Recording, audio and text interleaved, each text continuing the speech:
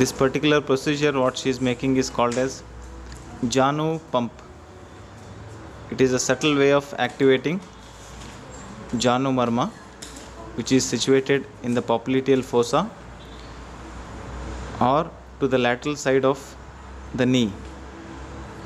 These are all very subtle nerve fiber connections where you are re-educating or reinforcing the neuromuscular junction in a way to reduce the pain, either by activating local blood circulation, nerve stimulation and soft tissue alignment in a way to reduce pain.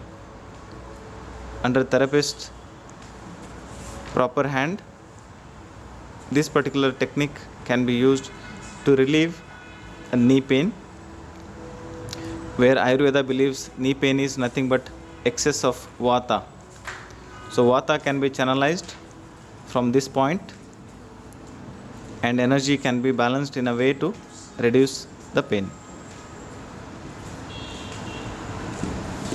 For further details, you can be in touch with Shaoling and Jingni Wang of Fuzhou.